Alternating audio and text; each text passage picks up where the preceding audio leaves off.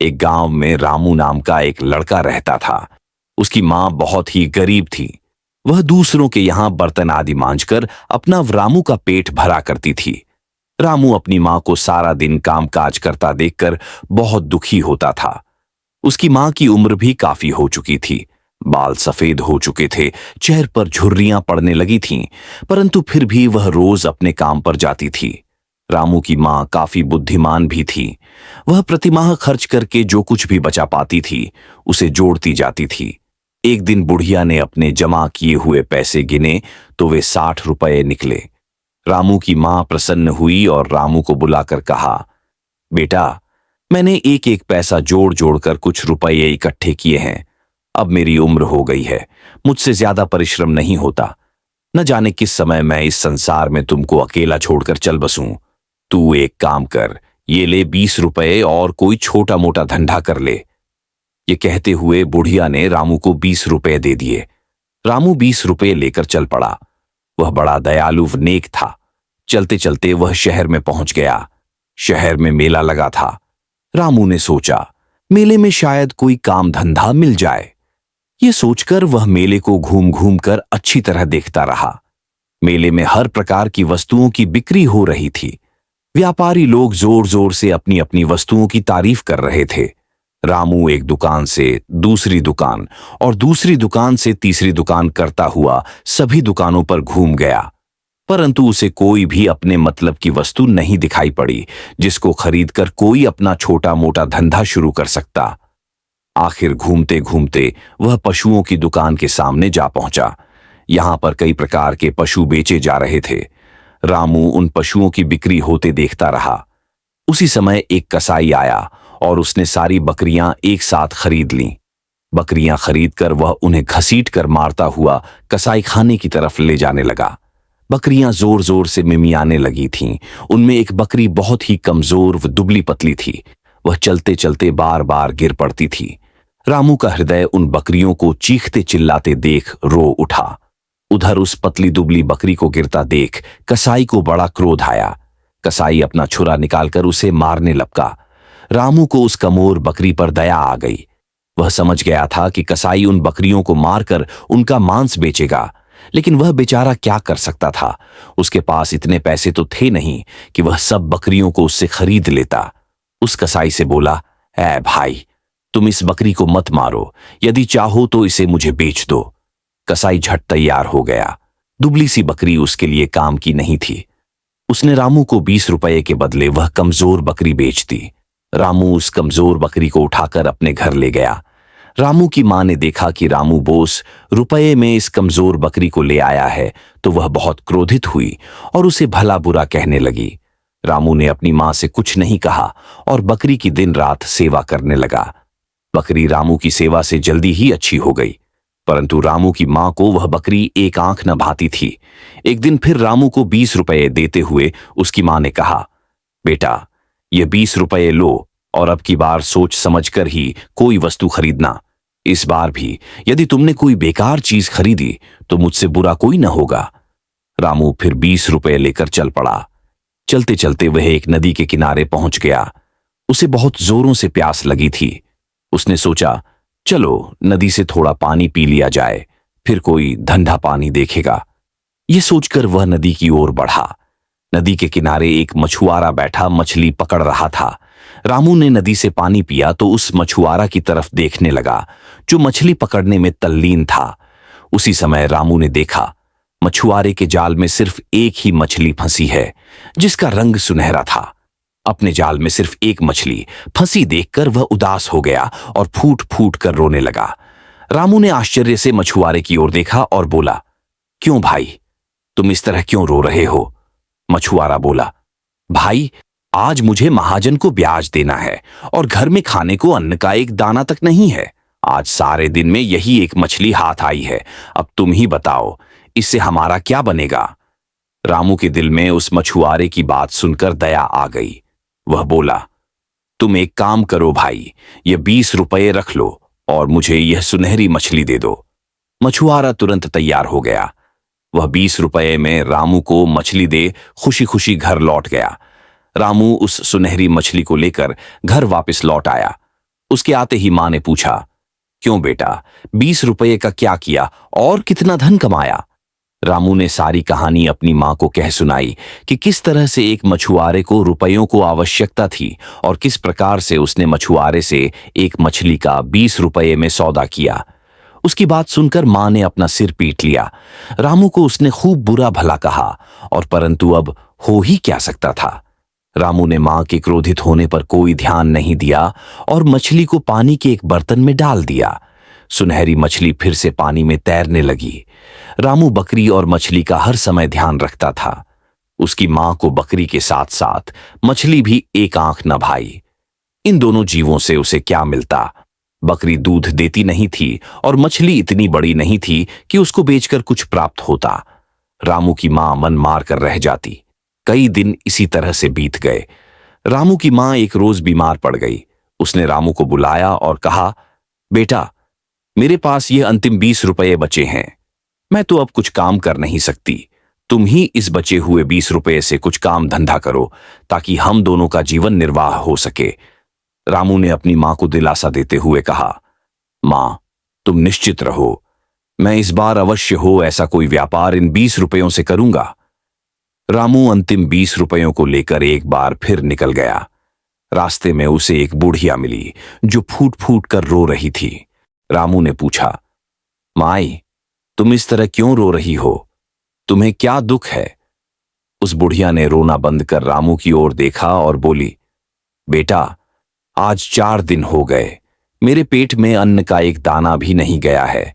मैं मटके बनाती हूं, परंतु 4 दिनों से मेरा एक भी मटका नहीं बिका है। अब तुम ही बताओ मैं क्या करूं? रामू के मन में फिर दया आ गई।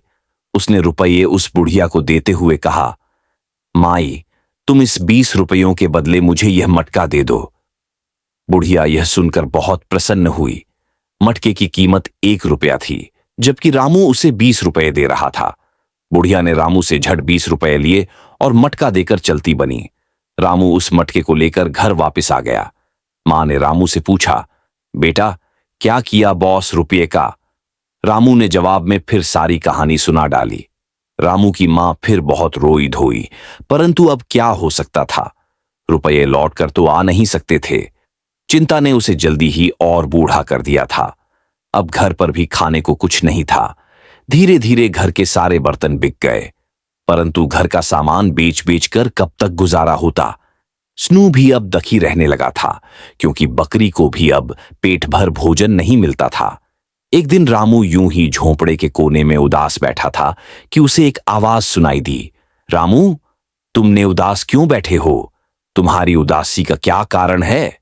राम ने चौंक कर इधर उधर देखा, परंतु उसे मटके, बकरी और मछली के अलावा और कुछ दिखाई नहीं दिया। रामू को बड़ा आश्चर्य हुआ कि यह आवाज किधर से आई।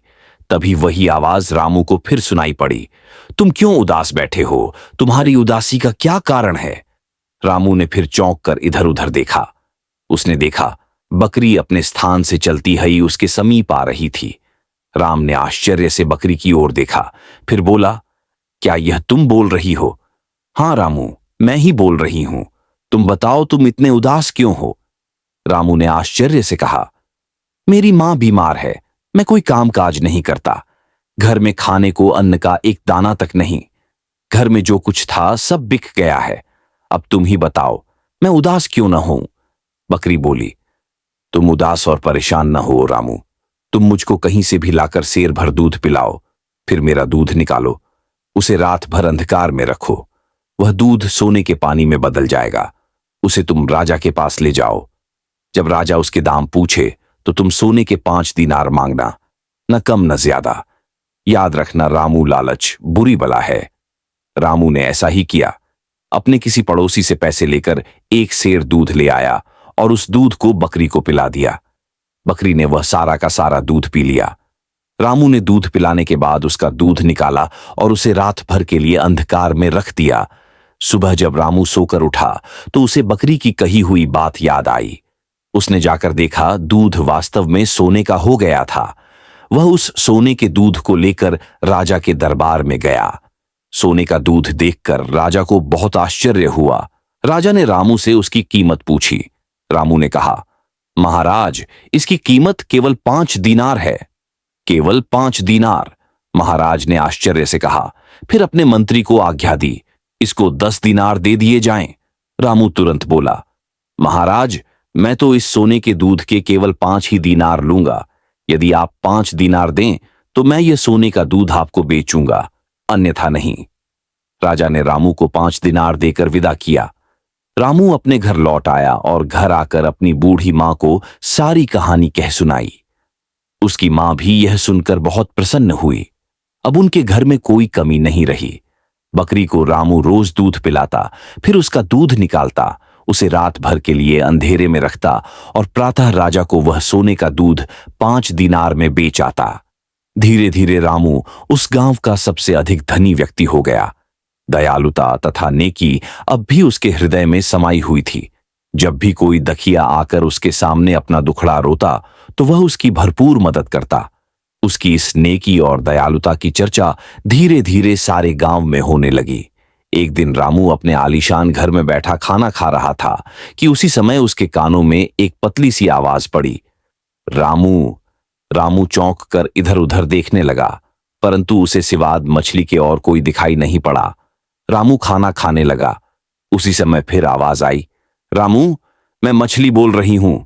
रामू ने चौंक कर देखा। मछली के होंठ धीरे धीरे हिल रहे थे। वह आश्चर्यचकित स्वर में बोला, मछली, ये तुम बोल रही हो? हां रामू, मछली बोली, ये मैं बोल रही हूं। मुझे अपने माता पिता से बिछड़े काफी समय हो गया है। मेरे माता पिता परेशान हो रहे होंगे। यदि तुम मुझे वापस उसी नदी में छोड़ आओ तो मैं वायदा करती हूं कि कभी भी तुम्हें मेरी सहायता की आवश्यकता पड़ी तो तुम्हारे 3 बार मछली रानी पुकारते ही सहायता को आ जाऊंगी। रामू स्वभाव से दयालु था। उसे किसी प्रकार का लालच भी नहीं था, इसलिए वह खुशी खुशी मछली को उसी नदी में छोड़ आया। धीरे धीरे समय गुजरता गया। लगभग 2 वर्ष पश्चात सारे देश में अकाल पड़ा। वर्षा न होने के कारण नदी, नाले, तालाब सब सूख गए। धरती गर्मी के कारण चटखने लगी। लोगों में त्राही त्राही मचने लगी। लोग पानी की एक एक बूंद को तरसने लगे। रामू के गांव में भी यह संकट आया। रामू के घर में भी पानी की एक बूंद शेष नहीं रह गई थी। दूसरों की सहायता करने वाला रामू उदास हो गया। वह यूं ही बैठा सोच ही रहा था कि एक सुरीली सी आवाज रामू के कानों में गूंजी, रामू, ऐ रामू, तुम क्यों उदास हो? तुम्हारी उदासी का क्या कारण है? रामू ने आश्चर्य से इधर उधर देखा। तभी वही आवाज फिर गूंजी, रामू, मैं मटका बोल रहा हूं। यह कहते हुए मटका लुढ़कता हुआ उसके करीब आकर रुक गया। ये तुम बोल रहे हो? रामू ने आश्चर्यचकित हो पूछा। हां, ये मैं बोल रहा हूं। तुम अपनी उदासी का कारण बताओ, हो सकता है मैं तुम्हारी कुछ मदद कर सकूं। मटका बोला, तुम तो जानते ही हो कि वर्षा न होने की वजह से सारे देश में अकाल पड़ गया है। लोग प्यासे मर रहे हैं। रामू ने सारी बात बताई। तुम परेशान न हो रामू, तुम कहीं से भी एक बूंद पानी लाकर मुझ में डाल दो, फिर देखो मेरा कमाल। रामू ये सुनकर सोच में पड़ गया कि एक बूंद पानी कहां से लाए। तभी उसे मछली का ध्यान आया, जिसने उसकी आवश्यकता पड़ने पर सहायता का वचन दिया था। रामू ने तुरंत 3 बार पुकारा, मछली रानी, मछली रानी। तभी न जाने कहां से वही सुनहरी मछली उड़ती हुई आई और बोली, क्या बात है रामू, तुमने मुझे याद किया है। रामू ने अपनी सारी विपत्ति कह सुनाई। तब मछली ने कहा, तुम चिंता न करो, मटका यहां लाओ। रामू झट मटके को वहां उठा लाया। मछली ने तुरंत अपना मुंह खोला और उसमें से पानी की 2-4 बूंदें निकलकर मटके में जा पड़ी। मछली चली गई। रामू ने मटके की ओर देखा। फिर यह देखकर उसकी प्रसन्नता का ठिकाना न रहा कि मटका पानी से भर गया था और अब उसका पानी निरंतर बाहर बह रहा था। तभी मटका बोला, रामू, मुझे उठाकर बाहर बरामदे में तिरछा रख दो, पानी का संकट समाप्त हो जाएगा। परंतु एक बात का ध्यान रखना, पानी के लिए किसी को मना मत करना। रामू ने वैसा ही किया। घड़े को उठाकर बरामदे में तिरछा कर दिया। पानी तेजी के साथ मटके में से निकलकर गांव में फैलने लगा। गांव वाले रामू की जय जयकार करने लगे। गांव में सूखा समाप्त हो गया, अकाल खत्म हो गया। जब यह खबर राजा के कानों में पड़ी तो वह रामू के गांव में जा पहुंचा। राजा ने रामू को अपने गले से लगा लिया और बोला, रामू, कुछ दिनों के लिए यह मटका मुझे दे दो ताकि देश का अकाल समाप्त हो जाए। रामू सहर्ष तैयार हो गया। राजा मटका ले गया। उससे निरंतर बहते पानी ने सारे देश में फैले अकाल को दूर भगा दिया। राजा ने खुश होकर राजकुमारी का विवाह रामू के साथ कर दिया और साथ ही आधा राजपाट भी रामू को दे दिया,